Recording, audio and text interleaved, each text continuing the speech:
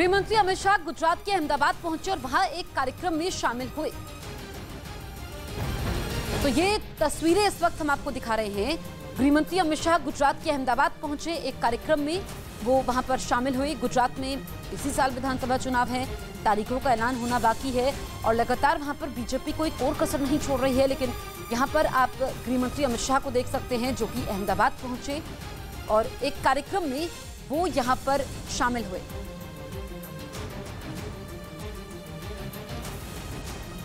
UP के मुजफ्फरनगर में एक अनियंत्रित कार ने 7 साल की बच्ची को कुचल दिया और हादसे के बाद ड्राइवर मौके से गाड़ी लेकर फरार हो गया।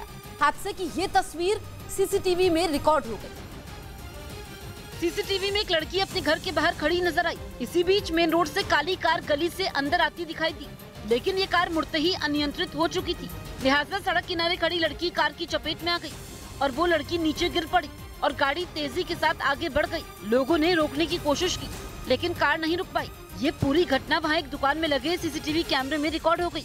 इस हादसे के बाद वहाँ मौजूद लोग लड़की को उठाने के लिए दौड़े। गनीमत ये रही कि इस हादसे में लड़की को ज्यादा चोट नहीं आई। करीबी और रूस के पूर्व राष्ट्रपति दिमित्री मेदवेदेव ने अपने देश के हथियार बनाने वाली कंपनियों को बड़ी धमकी दे दी। खबरों के मुताबिक उन्होंने चेतावनी दी कि अगर हथियार बनाने में कमी की गई तो ऐसा करने वालों को जेल भेज दिया जाएगा। क्योंकि यूक्रेन के साथ रूस की जंग लंबी खिंचती जा रही है। यूक्रेन के हथियारों का भंडार तो पश्चिमी देश भर रहे हैं, लेकिन उन्हीं पश्चिमी देशों के प्रतिबंधों की वजह से नए हथियार बनाने में रूस को पसीने छूट रहे हैं। क्योंकि 8 महीने की जंग में रूस ने बड़ी संख्या में अपने हथियार खो दिए। खासतौर पर उसके टैंकों का तो बहुत ही बुरा हाल हुआ। पहले जैवलिन मिसाइलों ने पुतिन के टैंकों के परखचे उड़ाए और अब अमेरिका के ही दिए हाई मार्च से निकले रॉकेट रूस के टैंकों को तिनके की तरह तोड़ रहे हैं। दावा किया गया कि अब तक की जंग में रूस के 1400 से ज्यादा टैंकों की बलि चढ़ चुकी है और इसी वजह से दिमित्री मेदवेदेव रूस की हथियार कंपनियों को धमकाने के लिए मजबूर हो गए। क्योंकि रूस के पास हथियारों का ऐसा अकाल पड़ गया है कि वो जंग में सोवियत संघ के जमाने के हथियारों का इस्तेमाल कर रहा है और इसी बात ने पूरी दुनिया के सामने पुतिन की पोल खोलकर रख दी, जो अपनी सेना के सबसे शक्तिशाली होने का दावा करते थे। लेकिन अब वही ताकतवर फौज यूक्रेन की जमीन पर पिट रही है। माना जा रहा है कि इसी बात ने पुतिन के करीबी दिमित्री मेदवेदेव को इतना परेशान कर दिया कि वो अपने ही लोगों को धमकाने पर उतर आए और ऐसा उन्होंने तब किया जब वो टैंक बनाने वाली एक कंपनी के दौरे पर पहुंचे थे। वहां बड़ी संख्या में T-72B3 और T-90M टैंक तैयार होते नजर आए। दावा किया गया कि इसी दौरे में दिमित्री मेदवेदेव ने चेतावनी दी कि रूस में हथियार बनाने का काम रुकना नहीं चाहिए, क्योंकि जंग अब भीषण होती जा रही है और रूस की सेना को अगर जेलेंस्की की फौज को जवाब देना है तो उसे पहले से भी ज्यादा हथियारों की जरूरत पड़ेगी। और इसीलिए मेदवेदेव ने रूस की हथियार बनाने वाली कंपनियों को दिन रात काम करने की चेतावनी दे दी। इसके साथ ही रूस हथियारों की कमी को पूरा करने के लिए ईरान जैसे देशों से बड़ी डील भी कर रहा है और उसी के तहत रूस को शाहिद 136 जैसा घातक ड्रोन भी मिला है। ईरान के इस ड्रोन ने कीव समेत दुनिया के कई शहरों को निशाना बनाया था। इस ड्रोन से दागी गई ताकतवर मिसाइलों ने यूक्रेन के शहरों की नींद उड़ा दी। अब दावा किया जा रहा है कि रूस ईरान से 2400 शाहिद 136 ड्रोन की दूसरी खेप भी मंगाने जा रहा है। इतना ही नहीं, वो ईरान से छोटी दूरी तक मार करने वाली बैलिस्टिक मिसाइलें भी खरीदने जा रहा है, जबकि पुतिन उत्तर कोरिया से तोप के गोले भी मंगाएंगे। यानी उनकी सेना की हालत इतनी खराब है कि उसकी तोपों के लिए गोले तक नहीं बचे। माना जा रहा है कि इसी बौखलाहट में दिमित्री मेदवेदेव ने हथियार बनाने वाली कंपनियों को जेल तक की धमकी दे दी। मुंबई के गोरेगांव इलाके में तेंदुए के हमले में 1.5 साल की बच्ची की मौत हो गई। बताया गया कि वो अपनी मां के साथ मंदिर जा रही थी, तभी तेंदुए ने बच्ची पर हमला कर दिया, जिसके बाद उसे अस्पताल ले जाया गया, लेकिन उसकी जान नहीं बच सकी। कहीं यहीं चीता था तो उठा के लेके चला गया। घटना की जानकारी मिलते ही पुलिस मामला दर्ज कर जांच में जुट गई। इराक की राजधानी बगदाद में प्रदर्शनकारियों और पुलिस के बीच जोरदार झड़प हो गई। वहां 2019 में भ्रष्टाचार के खिलाफ हुए आंदोलन की बरसी के मौके पर प्रदर्शनकारी इकट्ठा हुए, जिन पर पुलिस ने जोरदार लाठीचार्ज करते हुए उन्हें खदेड़ने की कोशिश की, जिससे वहां भगदड़ मच गई।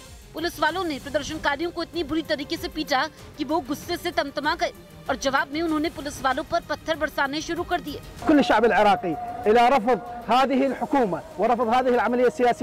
आरोप है कि बगदाद के तहरीर चौराहे पर सरकार पर भ्रष्टाचार का आरोप लगाते हुए लोग प्रदर्शन के लिए इकट्ठा हुए थे, जिन्होंने 2019 में हुई प्रदर्शन की तर्ज पर सरकार के खिलाफ नारेबाजी की। इस दौरान कुछ लोग इराक के राष्ट्रपति की तस्वीर लिए भी नजर आए, जिन पर पुलिस ने जबरदस्त लाठियां बरसाई।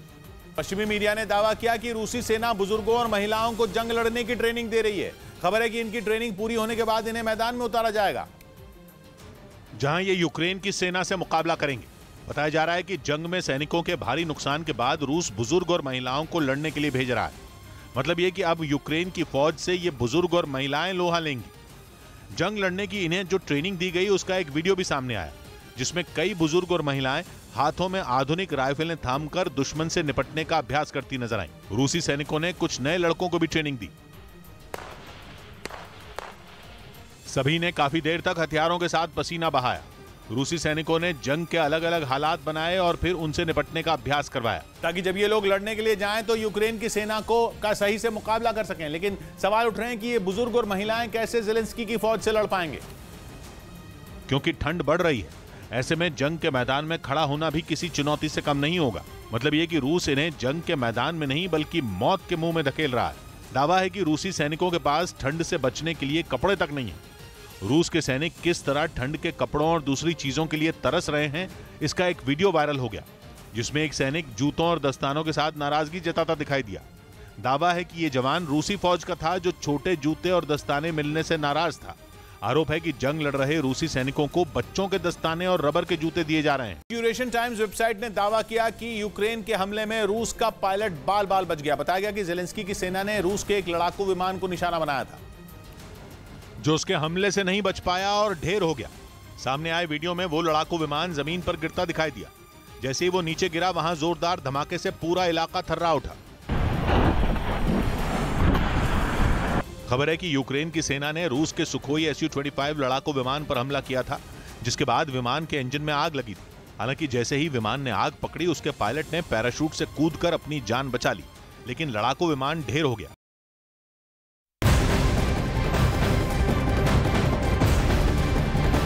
एनआईए ने सिद्धू मूसेवाला मर्डर केस में पंजाबी सिंगर अफसाना खान को समन भेजा है।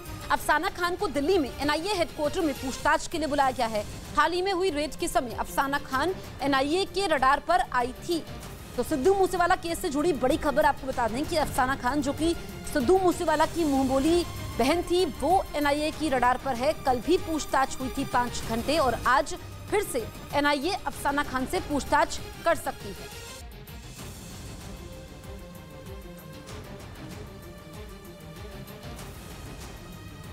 मंगलवार को भी एनआईए ने अफसाना खान से करीब 5 घंटे पूछताछ की थी। उन्हें पहली बार पूछताछ के लिए बुलाया गया था।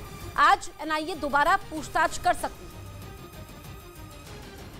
सूत्रों के हवाले से खबर है कि सिद्धू मूसेवाला की मुंहबोली बहन और पंजाबी सिंगर अफसाना खान के तार बम्बिया गैंग से जुड़े पाए गए थे, जिसको लेकर सुरक्षा एजेंसियों ने अफसाना खान से पूछताछ की। उनसे दर्जनों सवाल पूछे गए, लेकिन बहुत से सवालों के जवाब अफसाना खान ने नहीं दिए। यही वजह है कि एनआईए उन्हें दोबारा पूछताछ के लिए बुला सकती है। अफसाना खान सिद्धू मूसेवाला को अपना भाई मानती थी और दोनों काफी करीब थे। सूत्रों के अनुसार एनआईए की टीम ने अफसाना खान से सिद्धू मूसेवाला केस में शामिल गैंगस्टरों से जुड़ी जानकारी हासिल की है। एनआईए की टीम को शक है कि सिद्धू की हत्या में अफसाना खान की भूमिका हो सकती है। एनआईए